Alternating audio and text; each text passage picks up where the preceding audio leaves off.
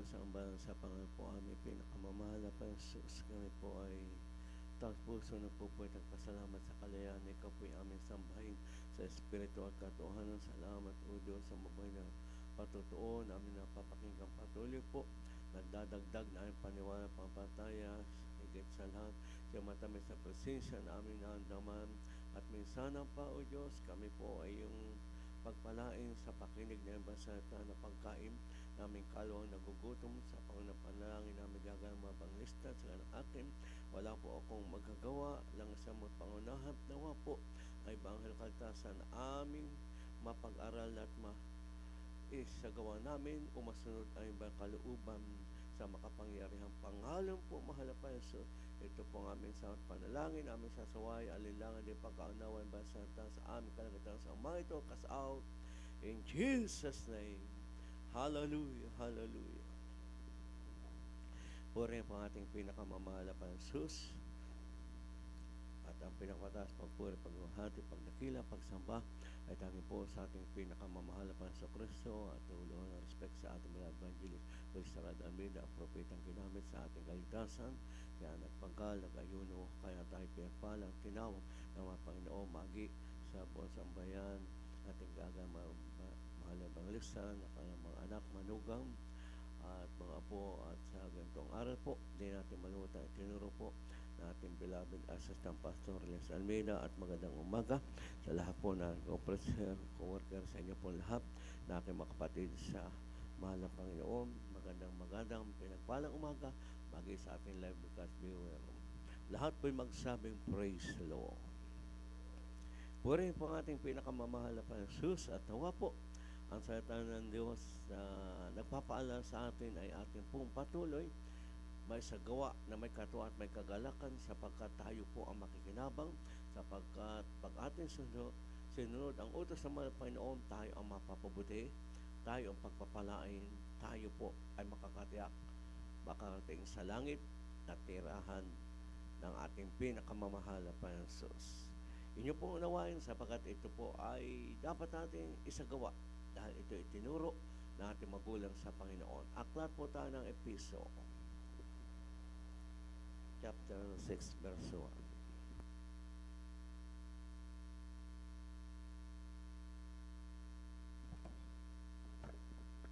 Dito po sa mga taga-Epeso, Kapitulo 6, talatang 1. Mga anak, magsitalima kayo sa inyong mga magulang sa Panginoon, sapagkat ito'y matuwid. Amen. Dito po ay malinaw na ang bawat isa sa atin, gaano man tayo katagal na tinawag, pinili ng pinakamamahal na Panginoon, kung nais natin tayo maging matuwid o sakdal at pagpalain, iisa po ang ating gagawin lahat. Dahil ang sabi ng aklat, mga anak, magsitalima kayo sa magulang sa Panginoon sapagkat siya'y matuwid. Ibig sabihin lahat po na itinuro ng ating ginagalang mabanglista ay pagsisikapan ng bawat manampalatayang masunod. Dahil ito'y matuwid. Kung nais natin tayo maging matuwid, tayo susunod po lang at susunod sa itinuro ng ating magulang sa Panginoon. Kaya nga, huwag natin kalimutan ng itinuro at ipinangaral ng ating ginagalang mga evangelista, huwag kalimutan ang pagkakatipon ng mga banal. Kaya habang tayo po may pagkataon at may kalayaan, ating pong isasagawa na tayo magsisikap, magpipilit, makadalo ang ating bagawain. Kaya nga, ang ating pag-overnight, huwag natin panghimagudan. Dahil ito po'y paraan para labanan o malabanan natin ang ating mga kahinaan. Dahil ang nais na tayo magpuyat sa panalangin. Pero ang gusto natin laman, huwag. At pero pag tayo nagpuyat sa pananalangin, tayo po ay magkakaroon ng kapangyarihang galing sa pinakamamahal na Panginoon para malabanan natin ang natitira nating kahinaan, para labanan ang lahat ng gawa ng kaaway sa ating buhay. Kaya malinaw na tayo po ay susunod. Ang sabi, magsitalima, ibig sabihin sumunod sa itinuro o ipinangaral ng ating magulang sa Panginoon.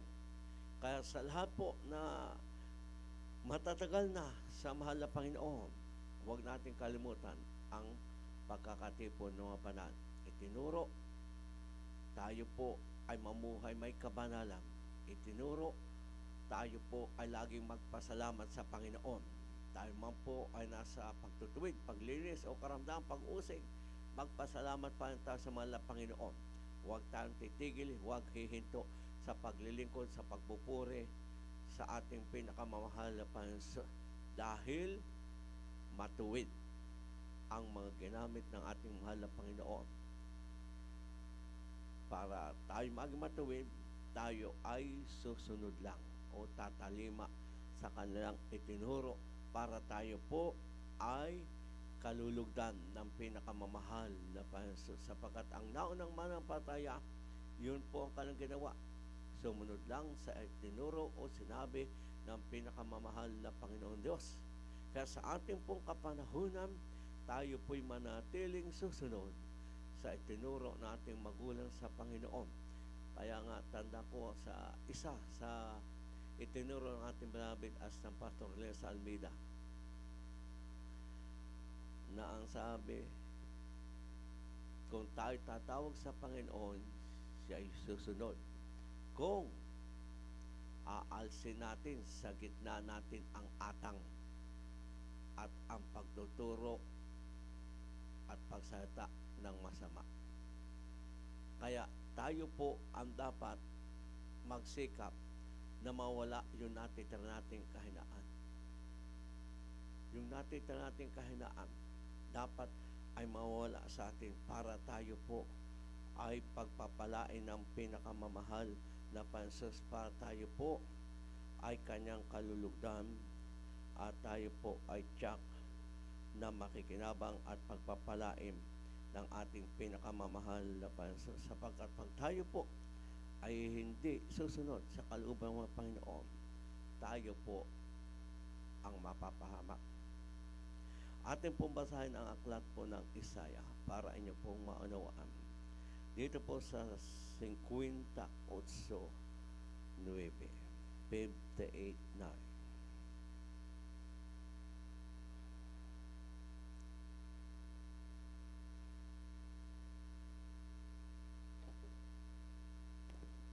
Dito po sa Isaiah 59, talatang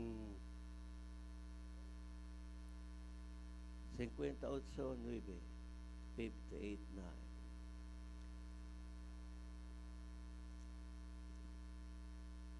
Dito po sa Isaiah kapitulo 58, talatang 9. Kung magkagayoy tatawag ka, at ang Panginoon ay sasagot, ikaw ay dadaing, at siya ay magsasabi, narito ako. Kung iyong alisin sa gitna mo ang atang, ang pagtuturo at ang pagsasalita ng masama. Lahat magsabing praise the Lord. Ano yung sasabing atang na dapat aalsin natin? Yung natitira nating kahinaan. Para pag tayo tumawag at dumalangin o dumain sa mahal na Panginoon, siya'y sasagot o tutugon. Pero may kondisyon ang mahal na Panginoon. Kung aalsin niyo sa gitna niyo ang atang, ang pagtuturo at pagsasalita ng masama.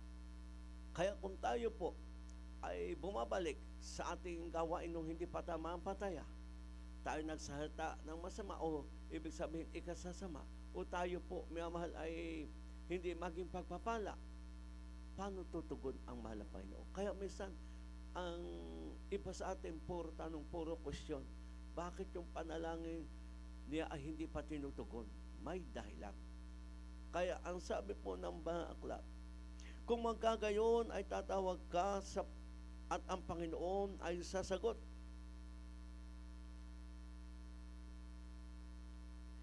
Ikaw ay dadaing at siya ay magsasabi, narito ako. Kung iyong aalsin sa gitna mo ang atang, ang pagtuturo at ang pagsasalita na masama. Ano yung pagtuturo? Pag-a-advise o pagsasabi na hindi kalooban ng Diyos, bagkos sa iyong sarili lang pananaw. Kaya ibig sabihin, pag tayo po ay magtuturo o mag-a-advise ayon sa kalooban ng Diyos, hindi po sarili nating pananaw lamang, Dahil hindi malulugod ang mapa, hindi siya sasagot. At ang pagsasalita ng masama. Kaya bilang tayo mga Kristiyano at malapit na tayo kunin ang mga Panginoon, kailangang mawala ang natitira nating kahinaan. Yung tayo ay madali maprobok. Tayo nagagalit sa hindi dapat kagalitan, ay dapat mawala yun sa atin para sasagot ang mahal na Panginoon. Dahil kung nais natin tayo maging matuwid, tayo susunod sa itinuro, ipinangaral ng ating ginagalang mahal na evangelista, ating beloved Assistant Pastor Les Almeida. Dapat itong versikulong ito po ay tanda kong ginamit ni Mama Der sa kanyang Bible study. Dahil minsan nga sabi, ang mga ibang mga pataya, puro tanong, puro question. Ay dito sa mga aklat na ito, na salita, may kondisyon ang mahal na Panginoon. Kung tayo tatawag sa Panginoon, siya ay sasagot. Na diyan lamang mga panakatingin sa atin. Pero may kondisyon. Kung aalsin mo sa gitna mo, sa buhay mo, ang pagtuturo at ang pagsasalita ng masama. Ibig sabihin, pag ikinagturo o nag-advise ayon sa salita ng mahal na Panginoon, hindi po sa ayon sariling pananaw na kagaya sa ating kinagisnan. Yun po, lahat kalang turo at advice ay hindi po minamahal ayon sa salita ng Diyos, bagkus turo o dala ng tao, kaya hanggang ngayon ang tao ay mapapahamak. Pero pag tayo po ay sumunod sa salita ng pinakamamahal pa Jesus na itinuro sa atin, tayo ang mapapabuti. Lahat magsabing praise the Lord. Ano po ang ating pang isang dapat gawin? Ang lahat na ipinangaral at itinuro ng ating gagalang mga evangelista, beloved Assistant Pastor Les Almeida, ito po ay ating laging balik-balikan para ating masunod. Aklat po tayo ng Hebreo 13:7 at susundan po ng Ikalawang Korinto 11:26-27.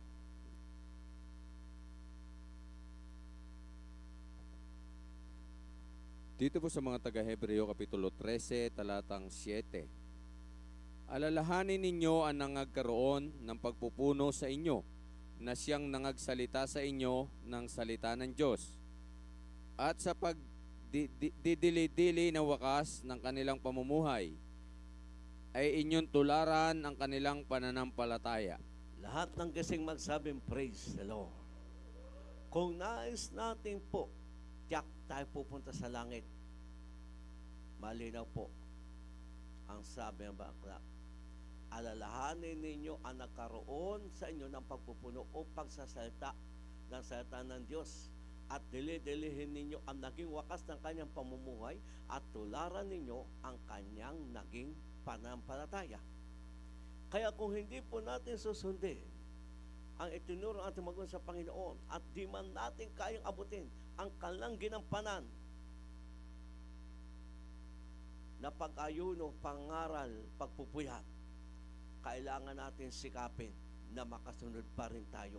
Hindi man natin kaya ang ginawa ng ating magulang sa ating beloved Assistant Pastor Les Almeida. Ang lahat ng itinuro at ipinangaral, ang sabi po, ating isagawa. Lahat magsabing praise the Lord. Kung nais natin pumunta sa langit, ito po ang tungkol natin lahat. Malinaw po ang banal na aklat. Alalahanin ninyo ang nagkaroon ng pagpupuno sa inyo na siyang nagsalita sa inyo ng salita ng Diyos. At sa pagdilidili ng wakas ng kanyang pamumuhay ay inyong tularan ang kanilang pananampalataya. Tularan, ang sabi po. Kung nais natin punta sa langit, tularan natin ang ginawang paglilingkod ng ating ginagalang mga pastor, beloved Assistant Pastor, para tayo po'y makarating sa langit. Pag hindi natin tinura, hindi natin sinunod o tinularan ang kanilang ginawa, aba, hindi tayo makarating sa langit. Kaya nga sabi, alalahanin ninyo yung nagkaroon sa inyo ng pagpupunot pagsasalita. Walang humpay na paalala, pangangaral ang ginawa sa atin. Mesay masakit, hindi natin kaya. At ang sabihin natin, tayo ay parang ikahihina, ikababagsak natin. Pero pag ating naunawa, tinanggap natin at ating isinagawa hanggang sa tago ng mga Panginoon, tiyak, makakapunta tayo sa langit. Pero pag hindi po natin ito isinagawa o sinunod, hindi tayo makakarating sa langit. Dahil ang sabi, tularan ninyo ang kanilang panampalataya o paglilingkod o pagsunod sa utos ng pinakamamahal na Panginoon. Kaya tayo po ang mapapabuti at napakapalad po natin dahil talagang walang humpay na pananangay, pagtuturo, pangaral, pagpapaalala ng salita ng pinakamamahal pa Panginoon para tayong lahat ay maging karapat dapat. Kaya sa ating kapanahon, isa po ang ating gagawin. Nais natin pagpalaim, nais natin tayong ingatan, nais natin maligtas sa ating mga sa buhay. Lahat ng itinuro na ating magun sa Panginoon, ating sundin at tularan natin ang kanyang paglilingkod, tayo po'y makakarating sa langit at magmamana ng buhay na walang hanggan. Aklat po ng Korinto, ikalwa po tayo, 11, 26 at 27.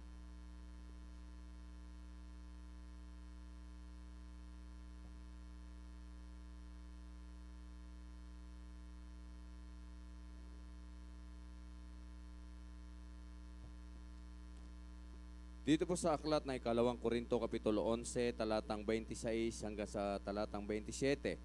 Sa 26, sa mga paglalakbay ay madalas sa mga kapanganiban, sa mga ilog, sa mga kapanganiban, sa mga tulisan, sa mga kapanganiban sa aking mga kababayan, sa mga kapanganiban sa mga hintel, sa mga kapanganiban sa bayan, sa mga kapanganiban sa mga ilang, sa mga kapanganiban sa dagat, sa mga kapanganiban sa gitna ng mga bulaang kapatid.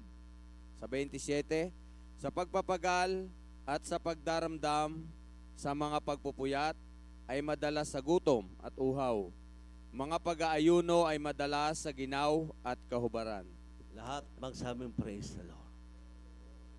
Kaya nga, naging buhay natin galang mga listahan na dyan ang panganib sa kanilang pangaral, sa kanilang pipuntahan. Madalas na diyan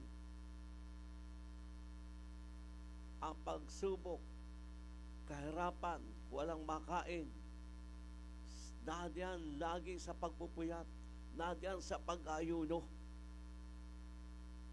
Pero hindi sila sumuko, bagkus sila'y naging matapat at totoo na ginawa ang kalooban ng mahal na Panginoon. At kung hindi ginawa po nating mga magulang sa Panginoon, kahit na diyan ang panganib sa bingit ng kapamakan o kamatayan, hindi tayo maliligtas. Kung hindi sila nagsikap na laging magpuyat, manalangin at mag-ayuno, hindi tayo maliligtas. Hindi tayo makakakilala sa mahal na Panginoon. Subalit kanilang ginawa na mayroong katuwa at kagalakan ang pagsunod sa utos ng mahal na Panginoon. Kaya nga sa panahon ni Apostol Pablo, ito ang kanilang naging buhay. Pero hindi sila nanghina, hindi sila sumuko. Bagkus kanilang ginawa. Ganon din ang ating magulang sa Panginoon. Hindi sila umatras, hindi sila sumuko sa kabila ng panganib, lalo na nung pumunta sa Abu Sayyaf. Sa panahon ng communism, satanism, nadyan ang banta sa buhay na ating magulang sa Panginoon. Pero hindi sila umatras. Nandun pa rin ang kanilang pangaral, nandun pa rin ang kanilang pag-ayuno, nandun pa rin ang kanilang pagpupuyat. May makain o wala, may mainom o wala, nandun sila sa tuhod ng pananalangin. Lagi sila ginagawa nila ang kalooban ng mga Panginoon, kaya naman tayong lahat ang naging bunga. Dahil kung hindi ginawa ito ng ating magulang sa Panginoon, hindi tayo makakakilala. At kung paano kanilang ginawa na may katapatan sa harap ng pinakamamahal na Panginoon Jesus, tayo nawa ay maging kagaya nila. Na huwag tayong manghihinawa, huwag tayong manghimagot, tayo magpupuyat pa rin. Tayo mananalangin, tayo mag-ayuno pa rin. Lalo na sa taon na ating pong pagdaraos ng 50th anniversary ng banal na gawain. Na ating nakita ang himala at pagpapala. Tayo ginamit ng pinakamamahal na Panginoon Jesus, di man karapat-dapat para maligtas ang ating mga kababayan.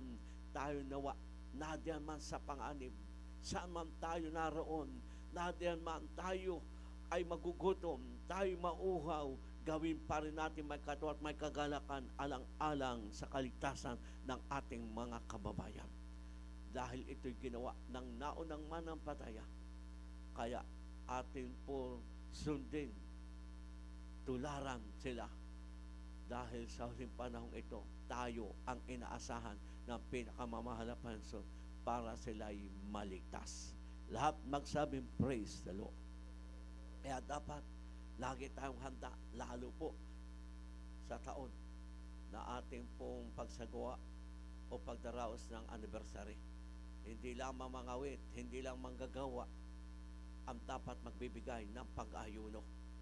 Tayong lahat na tinawag at nasa tunay na gawain, dapat lahat tayo po mayroong ilalaan na oras, araw na tayo po ay nadiyan sa pag-aayuno. Lahat magsabing praise the Lord. Dahil kung hindi ginawa ito ng ating magulang sa Panginoon, hindi po tayo maligtas. Kung hindi madalas ang pagpupuyat at pag-ayuno, walang gagaling na karamdaman. Dahil ito ang sinabi ng mga Panginoon sa kanyang kapanahunan, lalayas ang masamang espiritu, gagaling ang karamdaman sa pamagitan ng fasting and prayer. Lahat magsabing praise the Lord. Ibig sabihin, mananalangin kang walang kain para malugod ang mga Panginoon, para lalayas ang demonyo ng karamdaman, ng problema, ng lahat na nagpapahirap sa tao. Lahat magsabing praise the Lord. Kaya nawa po ating maunawat, ating puntandaan ang versikulong ito. Dahil tayo lagi nakipagbaka at lalo na po sa taon na ating pong pagdiriwang ng 50 years ng ating gawain, para marami pang tao ang makakalapit sa mga Panginoon, marami pang tao o kababayan natin umahal sa buhay ang paggagaling ng mahal na Panginoon.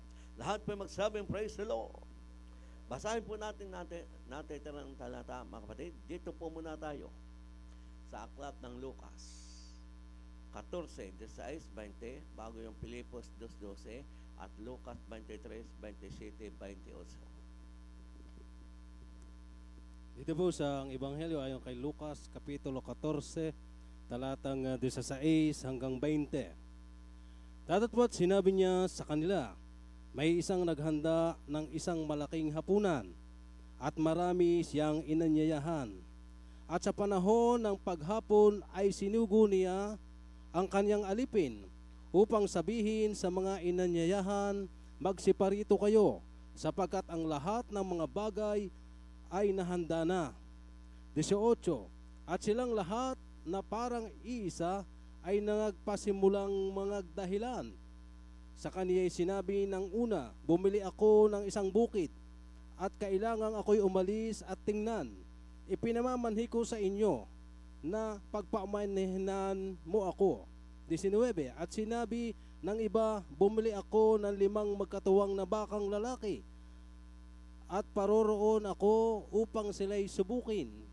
Ipinamamanhi ko sa inyo na pagpamanihan mo ako. 20. At sinabi ng iba, bago akong kasal at kaya nga hindi ako makaparoroon.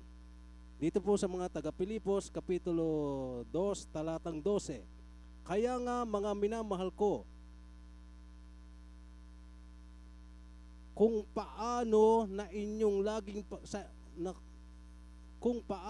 inyong laging pagsunod na hindi lamang sa harapan ko, kundi bagkos ngayong ako'y wala, at lubusin ninyo ang gawain ng inyong sariling pagkaligtas na may takot at panginginig. Lahat may magsabing praise the Lord.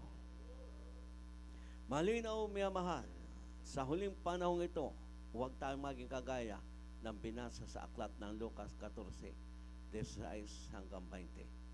Dahil lahat ng tao, inaanyayahan ng mga Panginoon. Lahat ng manampalataya, inaanyayahan ng mahal na Panginoon sa isang piging o parabola. Sa lahat na hindi pa manampalataya, tinatawagan ng pinakamamahal pa Jesus, lumapit na sa Kanya. Kaya nga may anniversary, may kursada, meron tayo ngayon gawain sa pamagitan ng ating internet sa YouTube at Facebook dahil tinatawagan ng pinakamamahal pa Jesus ang lahat na hindi pa manampalataya. Na sa huling panahong ito, bago siya babalik, ang bawat isa ay makalapit at maglingkod sa mahal na Panginoon. Na ang buhay na pinahiram ng pinakamamahal pa Jesus, ibalik sa mahal na Panginoon. At paano maibalik ng isang tao? Kailangan siya ay lumapit at maglingkod sa mahal na Panginoon. Dahil tungkol ng isang tao, ang matakot sa Diyos at sumunod sa Kanyang utos, sapagkat katungkulan ng sinumang tao, mahirap o mayaman, ang matakot sa Diyos, makasala at sumunod. Kaya nga, tayo lahat ang tinatawagan ng mapayong. Kaya kung tayo po ay matatagal na anak ng Diyos, na pinagpala, pinagaling, unti-unti iniangat ang ating kabuhayan, at kung darating pa sa atin sa uling panahon ito na ikaw ay magdadahilan o mag-aalibay sa paglingkod mo sa mahal na Panginoon, dating araw, yan ang magpapahamak sa iyo. Dahil ito po ang problema ng maraming makasanlibutan ng ibang Kristiyano na hindi inuuna ang kalooban ng mahal na Panginoon. Laging may dahilan, laging may alibay dahil ayaw sundin ang mahal na Panginoon. Lahat magsabing praise the Lord. O ang linaw sa parabola, at sila ay nagsimulang magdahilan. Number 1 na sabi, siya ay may bagong bili na lupa o baka o hayop o bagong kasal. Kaya anong sabi? Pagpaumanhinan. Hindi po pwede sa huling panahon na sabi mo, sorry, pagpaumanhinan o wala akong panahon o walang pagkataon, dahil yan ang magpapahamak sa lahat ng tao, maging sa Kristiyano. Yung alibay o pagdadahilan dahil ayaw sumunod sa utos ng mahal na Panginoon. Kaya nawa tayo lahat sa salitang mga Panginoon, lagi tayo po magsikap na tayo kinakausap ng pinakamamahal na Panginoon. Dahil ang tungkol natin sa uling panahong ito, lalo tayo magsikap, mapalapit sa mga Panginoon, lalo tayo magsikap, makasunod at makasunod sa utos ng mga Panginoon. Lalo na, hindi nagkulang ating magun sa Panginoon. Kaya nga kung tayo ay susunod, tayo maging matuwid, tayo maging mabuti sa harap ng mga Panginoon. Kaya tayo ang pagpapalain. At nawa po, huwag dumating sa atin yung tayo po may kanya-kanyang dahilan, alibay. Ang linaw mga kapatid, pag ito po ang ginawa ng manampalataya, gaano man siya katagal na sa mga Panginoon, ito po ang magpapahamak sa Kanya. Dahil ito ang dahilan. Kaya maraming ating kababayan, kapitbahay, kahit naniniwala sila na totoo ating magawain, totoo ang Diyos sa Jesus Makasin, kahit nakita sa atin ang pagbabago, bakit sila po ayaw pa lumapit sa mahal na Panginoon? Dahil sila po ay ayaw sumunod o ayaw maglingkod. Kaya anong sabi? Sila'y nagpasimulang magdahilan dahil ayaw. Pero pag may roong talagang pagsunod o gustong sumunod o maglingkod sa Panginoon, lahat ng bagay magagawa niya na makasunod sa utos ng mahal na Panginoon. Kaya nga, simple-simple, pag ayaw, maraming dahilan. Pag gusto, maraming paraan. Lahat magsabing praise the Lord. At huwag nawa po dumating ito sa atin. Gaano man tayo katagal na. Dahil ito po ang magpapahamak sa ating mga mahal sa buhay? O, di ba? Ang katuwang sa atin, saka na lang ako. Wala pa akong panahon, wala pa taon. Ako, busy pa ako sa aking mga trabaho, sa aking mga gawain. Kaya, hindi makapaglingkod o makalapit sa Panginoon. At ito po ang malinaw magpapahamak sa tao at sa Kristiyano. Yung kanya-kanyang alibay o dahilan. Pero pag mahal natin ang mahal na Panginoon, napakadaming paraan para gawin ang kalooban ng mahal na Panginoon. Lahat may magsabing praise the Lord. Kaya anong sabi ni Apostol Pablo?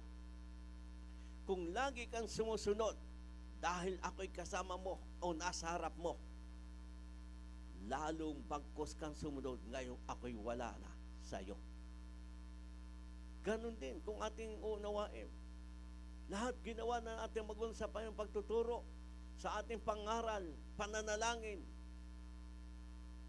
Ngayon, na sila'y nasa piling ng pinakamamapang Isus at gusto natin pumunta sa kaharian ng Panginoon, lalo tayo ngayong sumunod.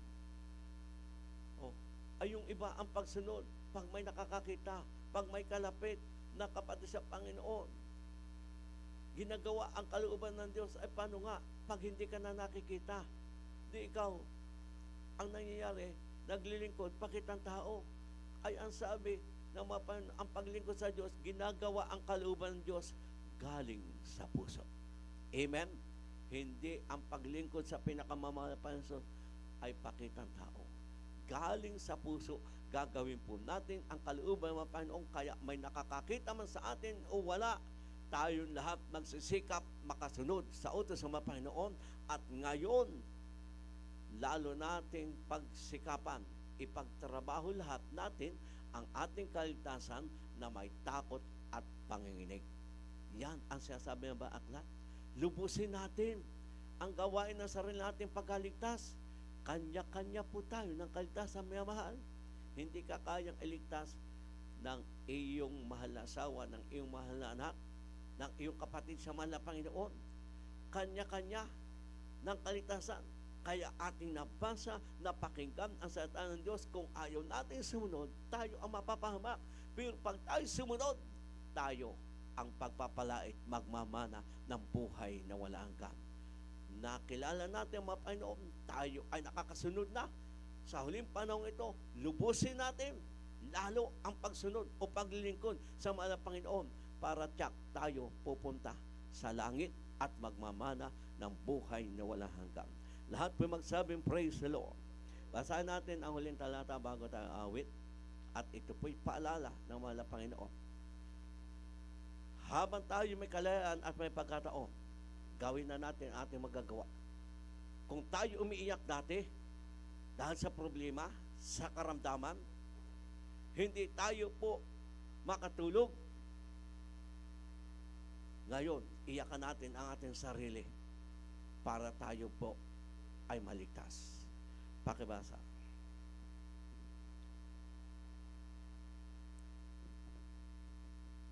Dito po sa aklat ng Lucas, Kapitulo 23, talatang 27 hanggang sa talatang 28. At siya ay sinusundan ng isang makapal na karamihan sa bayan at ng mga babaeng nag-iiyakan at nananambitan dahil sa kanya. Sa 28, datapwat paglingon sa kanila ni Jesus ay sinabi, mga anak na babae ng Jerusalem, huwag ninyo akong tangisan, kundi tangisan ninyo ang inyong sarili at ang inyong mga anak. Malinaw po, may mahal. Tayong lahat ang kinakausap ng salita ng mahal na Panginoon. Sa panahon ng pinakamamahal na Panginoon, lahat ng manampataya, lalo na yung mga babae sa Jerusalem, nung makita ang pinakamamahal na Panginoon, pasan ang cross na mabigat papunta sa bundok ng Golgotha o sa puok ng mga bungo dahil doon namamatay ang mga taong masa kakasalanan. Pero ang kaibahan, ang mahal pa walang kasalanan. Pero pasan-pasan niya ang cross. Umiyak lahat ang mga babae na manampataya. Sinusundan ang mahal na Panginoon. Pero nilingon sila ng mahal na Panginoon at nagsalita ang pinakamamahal na Panginoon. Mga babae sa Jerusalem, huwag niyo akong iyakan. Huwag niyo akong tangisan.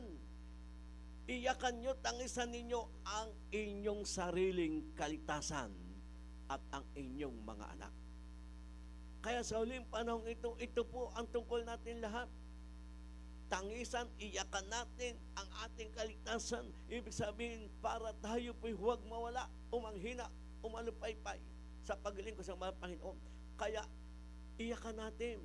Ibig sabihin, manalangin ka, manikluhod ka, umiyak ka sa mga Panginoon. Wala kang magagawa kung wala sa atin ang mahal na Panginoon. Kaya kailangan manatili po tayo sa Panginoon at manatili na sa ating mahal na Panginoon para maligtas ang ating mga sa buhay. Tayo po ang mananalangin pa sa kanila. Tayo ang magpapaalala sa kanila na sa ulihing panahong ito, tayo lahat may tungkulin maglingkod sa Diyos buong puso, buong kalakasan, buong kalwa, buong lakas. Tandaan po natin, tayo na sa ulihing panahon.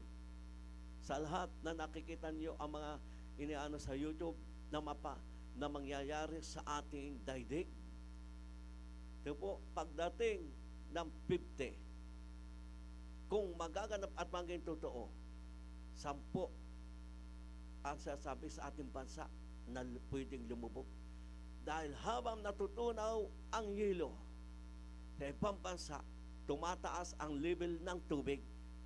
Kaya, ano nangyayari ngayon? Kaya, yung ibang lugar, unti-unti nang lumulubog dahil tumataas at tumataas ang level ng tubig. At kung yung magaganap pagdating ng 2050, kawawa ang lahat ng tao. Ang kanilang pinagpawisan, inipon nila, mawawala sa kanila. Pati sila mapapahamak o mamamatay. Pero ang sabi nga ng mahal na Panginoon, sa ating lahat, alalahanin mo ang may lalang sa iyo sa kaarawan ng iyong kabataan bago dumating ang masamang araw.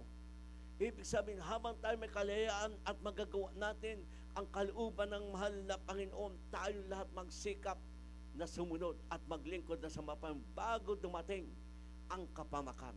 At kitang-kita po natin sa ating kapanahunan, bagyo lang. Ang dami ng nangangamatay, ang dami ng nalilibing buhay, ang dami ng nangangapapahamak. Adi lalo na, kung tayo po'y lilindulin pa, sasabog ang bulkan. Lalo na, kung pataas na pataas ang level ng tubig sa dagat. Di ang lahat na malapit sa dagat talagang lulubog. Pero tayong lahat magpasalamat.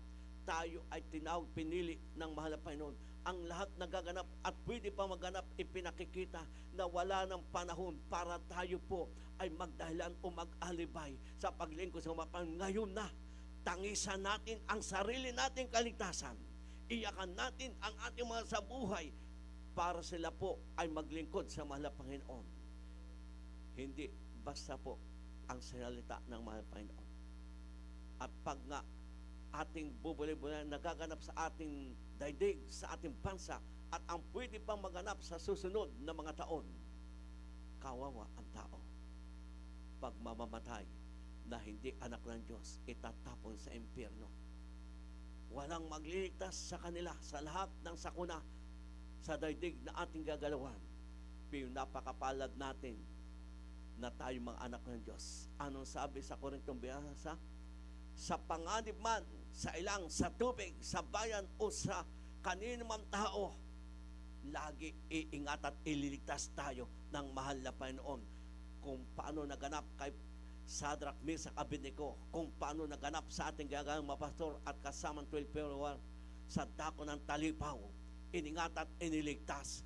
Ganun ang ating Diyos na pinaglilingkuran. Hindi tayo iiwat pababayaan hanggang sa tayo ay makarating sa langit. Kaya tayo po lahat magsikap na maging tapat at totoo. At magsikap tayo na talaga minamahal. Tangisan natin ang sarili nating kaligtasan. Lagi kang umiyak sa pananalangin na ikay panghawakan ng mga Panginoon, na ikay huwag nang manghina, malupaypay. Dahil wala po tayong magagawa kung wala ang mahal na Panginoon. Pero pag ang mapay nasa atin at tayo nasa mahal na Panginoon, hindi na tayo mawala sa kamay ng Diyos na buhay. Kaya tayo po ay hindi iiwat pabayaan ng mapay. Kaya paano tayo po makatiyak na tayo ay nasa mahal pa at manatili sa Panginoon? Maging gintong panahon ang araw na pinahiram sa iyo ng mga Panginoon.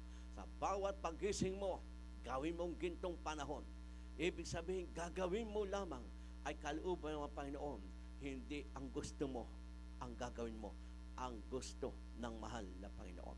Tayo po ay tumayo at tayo awit ng isang awitin.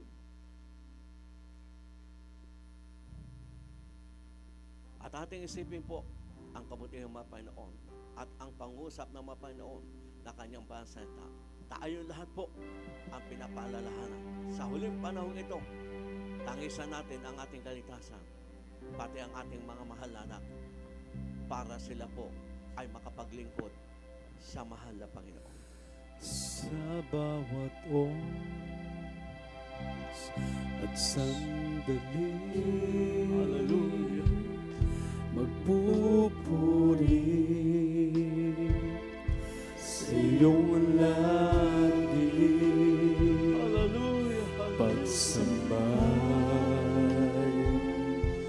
mananatili sa iyo ang luwalhati sa bawat oras at sandali susunod sa iyong lagi. Salita mo'y mananatili sa buhay ko'y maghahari. Ako'y maglilingkod sa iyo, Panginoon. Susundin ang kalooban mo sa habang panahon ialay. Maging buhay sa iyo, Panginoon, upang ang bawat sandali maging gintong panahon.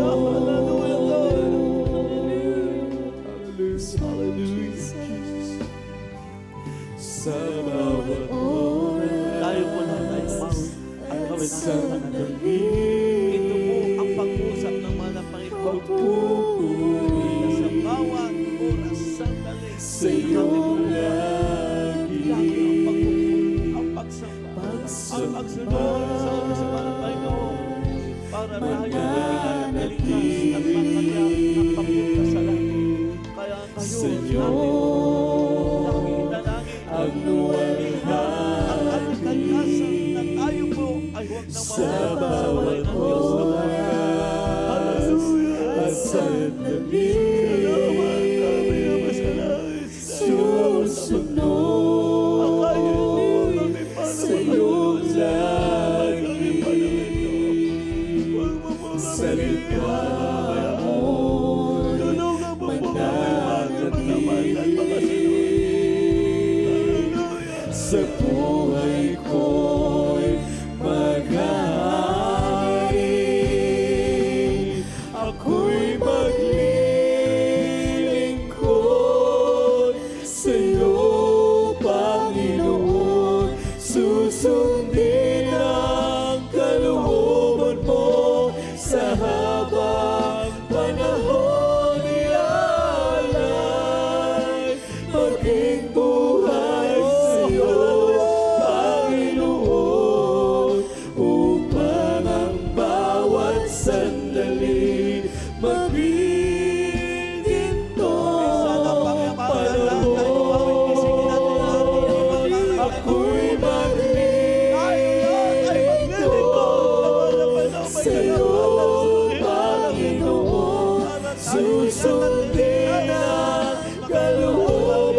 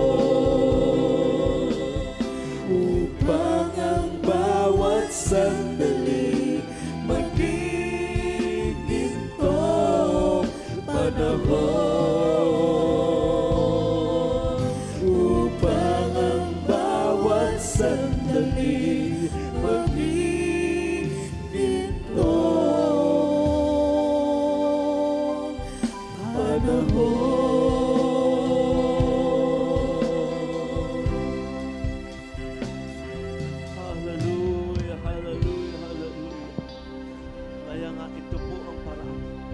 Maging gintong panahon ang bawat araw at minuto na ipinaghihiram sa ating buhay. Kaya atin laging isipin, lagi ang pagsamba, ang pagpupuri, ang pagsunod sa utos ng mahal na Panginoon para tayo po ay hindi iwat pabayaan ng mga Panginoon para tayo makarating sa langit na sa Kanyang pagbalik tayo kukunin buhay para titira sa Kanyang kaharian.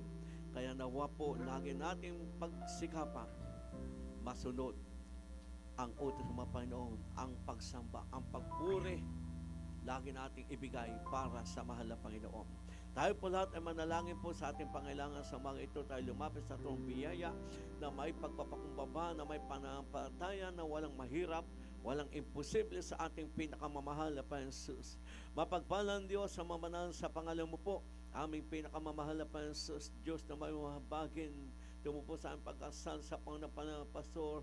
Iyo po kami patawarin sa lahat ng pagkulang at pagkasala at tugunin ay pagkaloob, ibigay ang bawat pangailangan ng bawat isa na ikaw pinakamamahal pa ng Jesus na nakakalam. Kaya ibigay mo po ipagkaloob sa himalang pamaraan at iyo pong pagpalain ang bawat isa sa material, pinansyal, espiritual na pagpapala. Mahal na Panginoon, ang aming mamahal sa buhay, tawagin mo na po amin po mga kababayan, kapitbahay, mga kapatiran ng hinalpaypay, iyong akayin sila na makapaglingkod na sa ulihing panahong ito. Mahal na Panginoon, huwag mo po kaming iwan o pabayaan, kaya kami panghawakan, akayin para makasunod sa iyong mga kalooban, pagpalayon po kabuhayan, pinagkikita ng mga kapatiran, nagsa ibang bansa ng mga hanap buhay, negosyo, basbasan mo po at dagdagan ang walang kabuhayan.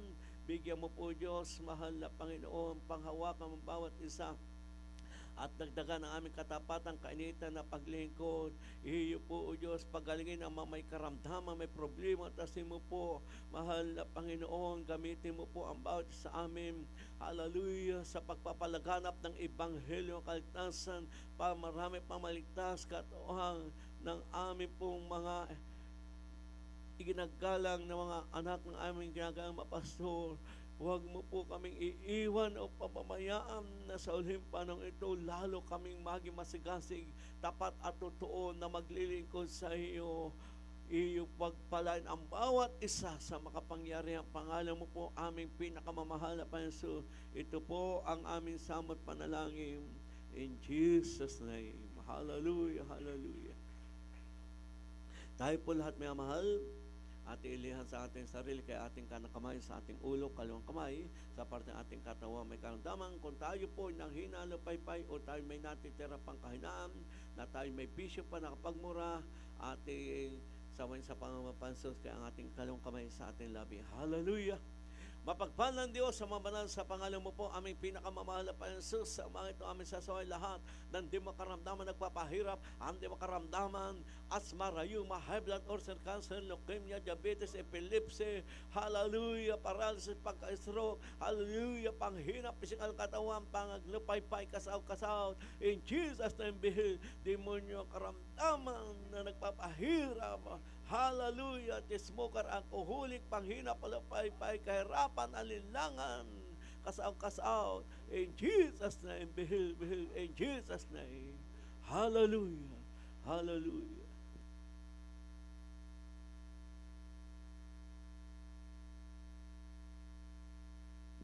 Sa lahat po mga talon minamahal, nagising, tayo po ay tatalon 3 beses, shout, hallelujah, praise the Lord. Galing po sa pusong may pagpapasalamat. Hallelujah, hallelujah, hallelujah.